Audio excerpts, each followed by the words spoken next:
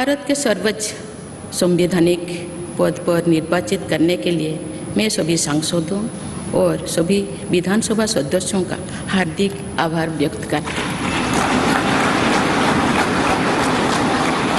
आपका मत देश के करोड़ों नागरिकों के विश्वास की अभिव्यक्ति है। मैं भारत के समस्त नागरिकों की आशा, आकांक्षा और अधिकारों की प्रतीक इस पवित्र संसद से सभी देशवासियों का पूरी विनम्रता से अभिनंदन करती हूँ।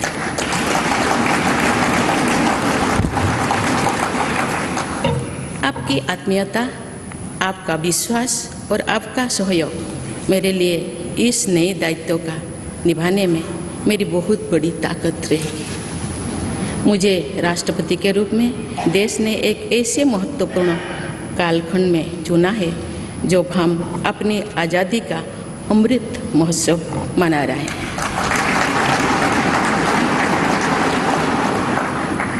आज से कुछ दिन बाद ही देश अपनी स्वाधीनता के 75 वर्ष पूरी करेगा।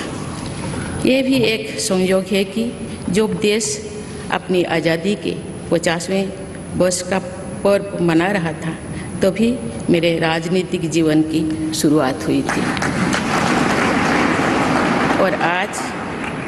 और आज आज़ादी के 75वें वर्ष में मुझे ये नया दायित्व मिला है। ऐसे ऐतिहासिक समय में जब भारत अगले 25 वर्षों के विजन को हासिल करने के लिए पूरी ऊर्जा से जुटा हुआ है, मुझे ये जिम्मेदारी मिलना मेरा बहुत बड़ा सौभाग्य है।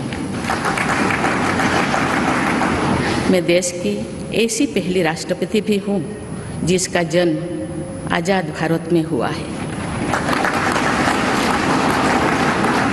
हमारे स्वाधीनता सेनानियों ने आज़ाद हिंदुस्तान के हम नागरिकों से जो अपेक्षाएं की थी उनकी पूर्ति के लिए इस अमृत काल में हमें तेज गति से काम करना होगा। इन 25 वर्षों में अमृत काल की सिद्धि का रास्ता 2 पटरी पर आगे बढ़ेगा, सबका प्रयास और सबका कर्तव्य। भारत के उज्जवल भविष्य की नई विकास यात्रा हमें सबके प्रयास से करनी है, कर्तव्य पथ पर चलते हुए करनी ही है। काल यानी 26 जुलाई को कारगिल विजय दिवस भी है। ये दिन भारत की सेनाओं के शौर्य और संयम दोनों का ही प्रतीक है।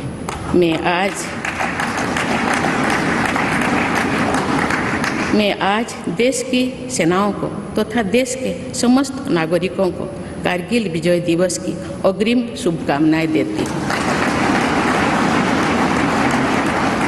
देवियों और स्वजनों, मैंने अपनी जीवन यात्रा पूर्वी भारत में ओडिशा के एक छोटे से आदिवासी गांव से शुरू की थी। मैं जिस पृष्ठभूमि से आती हूँ वहाँ मेरे लिए प्रारंभिक शिक्षा प्राप्त करना भी एक सपने जैसा ही था, लेकिन अनेक बाधाओं के बावजूद मेरा संकल्प दृढ़ रहा और मैं कॉलेज जाने वाली अपने गांव की पहली बेटी थी।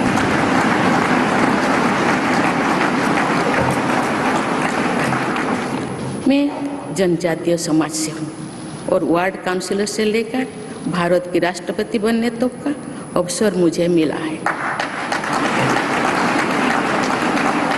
ये लोकतंत्र की जननी भारतवर्ष की महानता है। ये हमारे लोकतंत्र की ही शक्ति है कि उसमें एक गरीब घर के पैदा होने बेटी, दूर सुदूर आदिवासी क्षेत्र में पैदा हुई बेटी भारत के सर्वोच्च संवैधानिक पद तक पहुंच सकती है। राष्ट्रपति के पद पहुंचना मेरी व्यक्तिगत उपलब्धि नहीं है, ये भारत की प्रत्येक गरीब की उपलब्धि है। मेरा निर्वाचन इस बात का सबूत है कि भारत में गरीब सपने भी देख सकता है और उन्हें पूरा भी कर सकता है।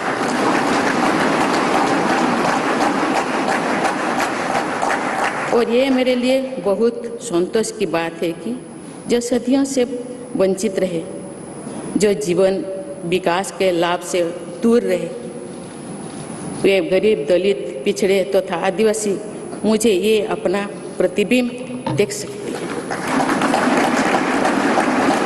मेरे इस निर्वाचन में देश के गरीब का आशीर्वाद शामिल है। देश की करोड़ों महिलाओं और बेटियों के सपनों और सामर्थ्य की झलक है।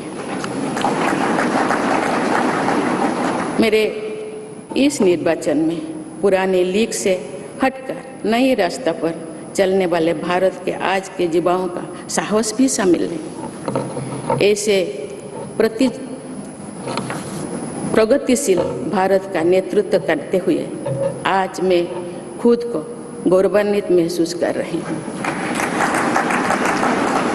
मैं आज समस्त देशवासियों को, विशेषकर भारत के युवाओं को तथा भारत की महिलाओं को ये विश्वास दिलाती हूँ कि इस पद पर कार्य करते हुए मेरे लिए उनके हित सर्वोपरि होंगे।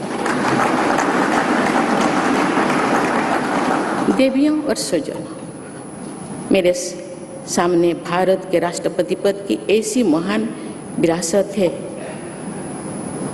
जिसने विश्व में भारतीय लोकतंत्र की प्रतिष्ठा का निरंतर मजबूत किया है। देश के प्रथम राष्ट्रपति डॉक्टर राजेंद्र प्रसाद से लेकर श्री रामनाथ कोविंद जी तक अनेक विभूतियों ने इस पद को सुशोभित किया है।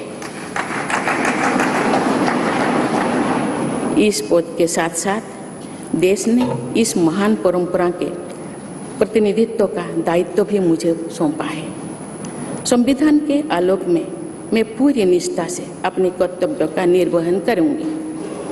मेरे लिए भारत के लोकतांत्रिक सांस्कृतिक आदर्श और सभी देशवासी हमेशा मेरे ऊर्जा के स्रोत रहेंगे।